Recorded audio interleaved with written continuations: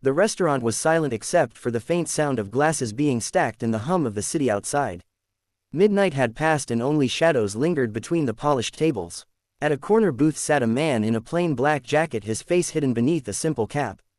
To the staff he looked like a late guest finishing his drink, yet behind those quiet eyes was the mind of Alexander James, the CEO of the very chain of restaurants he sat in tonight. For a week Alexander had chosen to move through his businesses in disguise. He wanted to see truth, not the polished reports that his managers handed to him. He wanted to know how his workers lived and how his empire truly ran. As he leaned back sipping his glass, he noticed movement behind the counter. A young waitress moved quickly, her steps nervous, her head turning as though she feared someone was watching. She thought she was alone. Her name was Emily Rose and her uniform was worn at the edges, her shoes barely holding together. Emily reached for the basket of leftover bread. She glanced around, then slipped 2 small loaves into her bag. Her hands trembled, her eyes filled with silent fear. She hugged the bag close as though it carried life itself. Alexander rose slowly, his shoes tapping against the polished floor. The sound made Emily freeze. She turned and her face went pale when she saw him watching. "What are you doing?" Alexander asked, his voice low but heavy with authority. Emily's lips trembled. "I am sorry, sir. I will put it back right now." Alexander's eyes narrowed behind his glasses. "Do you steal from this place often?" Emily shook her head quickly, tears building. "No sir, never. I just needed this bread tonight." "Why?" he pressed, stepping closer. Emily swallowed hard. "Because my little brother has not eaten since yesterday," she whispered. "He is only 7 and we had nothing left at home. Please sir, do not report me." Alexander felt a sting in his chest. He had heard excuses many times before, yet her voice was raw with truth. He studied her shaking frame and he remembered nights from his own childhood when hunger had been his only companion. He knew the tone of real desperation and Emily's voice carried it like a scar. "What is your name?" he asked softly. "Emily Rose, sir," she said, clutching her bag tighter. "Emily," he repeated. "You know this is theft." "Yes sir," she said, lowering her head. "Punish me if you must, but please let me take the bread." "He needs it more than I do." Alexander stared at her in silence. He was the CEO of the chain, yet tonight he was a hidden witness to suffering he had not seen in years. He thought of his mother, who had worked herself sick to keep food on the table when he was a boy. His jaw tightened. "Do you live with your parents?" he asked. Emily's tears slipped down her cheeks. "No sir. Our parents died 3 years ago in a car accident. I have been raising my brother alone ever since." The words hit Alexander like a storm. A 22-year-old girl working herself to exhaustion to care for a child while the world turned a blind eye. He felt the weight of it more than any corporate report. "And your brother?" he asked. "How old is he?" 7 sir, she said, her voice breaking. Alexander exhaled slowly. He looked at her tired eyes and her trembling hands. She was surviving on nothing but courage. He asked, "Do you know what would happen if your manager saw you right now?"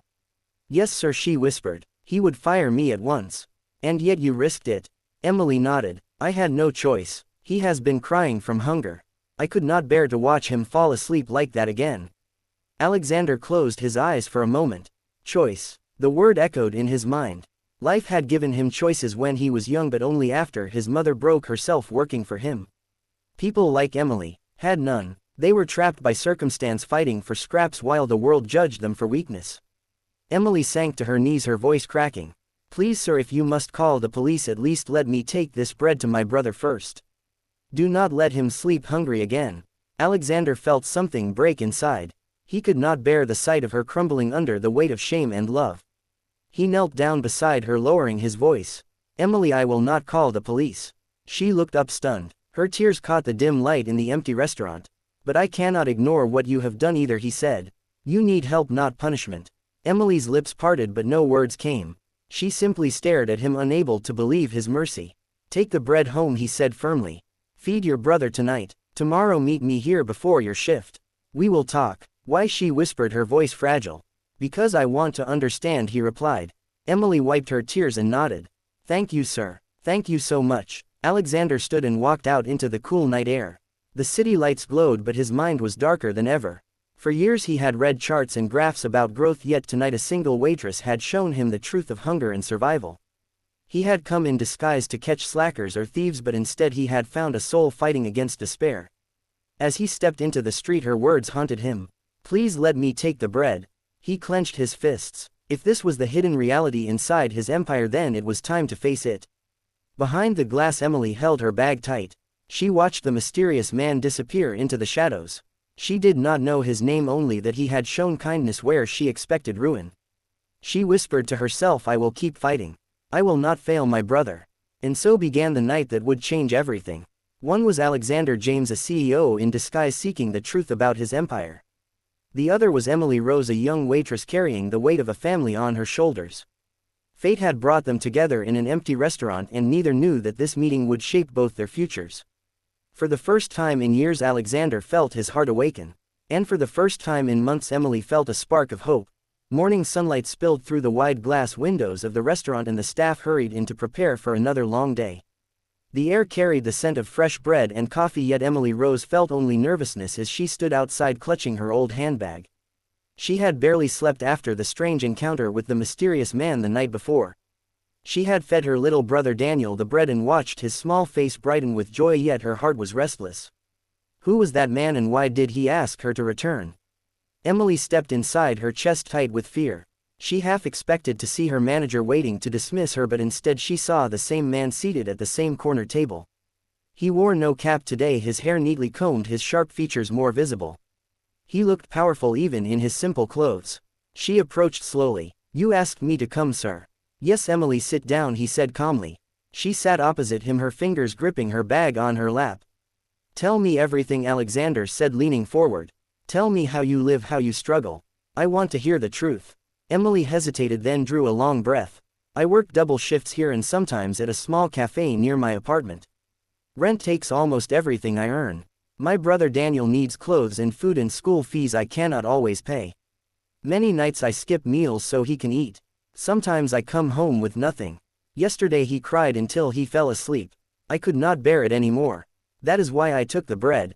Alexander listened without interrupting. Her words pierced deeper than any financial report he had read in his boardroom. This was reality, not numbers on paper. He asked, do you have anyone to help you, relatives, friends, neighbors? Emily shook her head. None, sir. Everyone turned away after my parents died. Some said I was too young to raise a child, but I refused to give him up. He is my only family. Alexander's jaw tightened. The weight of her courage humbled him. He spoke firmly. Emily, what you did last night was wrong, but it was not evil. Hunger drives people to desperate choices. You are stronger than most for fighting so hard for your brother. Emily lowered her gaze, tears forming again. Thank you, sir. But words do not change our hunger. Alexander leaned back, his eyes steady on her. You are right. Words alone do nothing. Actions matter. That is why I need to tell you who I really am. Emily looked at him confused. He continued. My name is Alexander James. I am the CEO of this restaurant chain. This place belongs to me. Her eyes widened and her breath caught. She froze, unable to speak. I came here in disguise, he explained, to see how my staff truly work and live. Last night I discovered more than I expected. I saw you, Emily Rose. I saw your strength and your pain. Emily trembled. Her hands shook so hard she almost dropped her bag.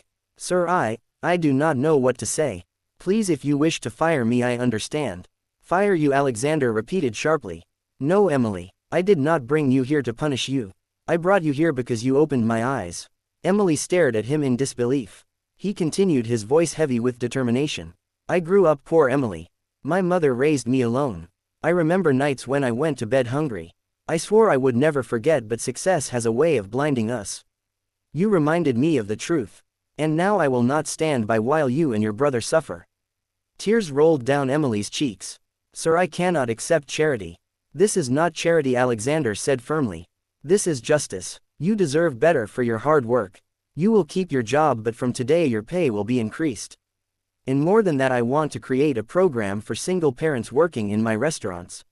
Free meals for their children, education support, and housing assistance. It begins with you, Emily.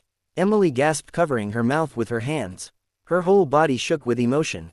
Sir, this is too much. No, he said softly. It is the least I can do. For the first time in years, Emily felt hope flood through her veins. She thought of Daniel smiling with a full stomach of warm food. She thought of being able to pay his school fees without fear.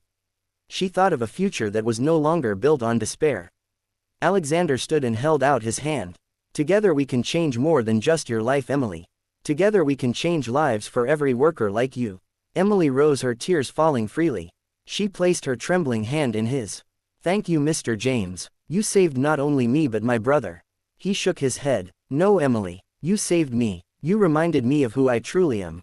From that day forward, Alexander launched a new chapter for his company. Staff across the city were astonished when meal support programs and education funds were announced. Workers who had once felt invisible now stood tall. Stories spread of a CEO who cared more about people than profit. Investors questioned him at first, yet soon they saw the loyalty and dedication of his workers rise higher than ever. His empire grew stronger not through greed but through compassion. As for Emily, her life transformed. With her new pay and the company's support, she moved into a better apartment. Daniel began school with proper meals and clothes. Emily still worked hard, but no longer with the weight of despair crushing her chest. She smiled more often, and her laughter returned to a face that had forgotten joy. Many nights Alexander visited the restaurant without disguise. He would sit with Emily and listen to her dreams for Daniel. She dreamed of seeing him become a doctor one day, or perhaps a teacher. Alexander promised her that the company would stand with them every step of the way. One evening as the sun set, Emily looked at Alexander and said, "You could have turned away that night. You could have fired me or called the police. Why did you show mercy?" Alexander looked out the window, his voice steady. "Because I saw myself in you. I knew if I abandoned you, I would be abandoning the boy I once was. And I will never do that." Emily's eyes filled with tears, yet this time they were not tears of sorrow but of gratitude. Their paths had crossed by chance, yet fate had written something greater. A waitress who stole bread out of desperation and a CEO who hid his wealth behind a disguise had found each other in a moment of truth. Together they turned despair into hope and pain into purpose. For Emily Rose's life would never again be just about survival. For Daniel, childhood would no longer be filled with hunger. And for Alexander James, wealth would no longer be measured in numbers but in the lives he changed. That night long ago had begun with fear and shame, yet it ended with compassion and courage. It was the night that rewrote both their destinies forever.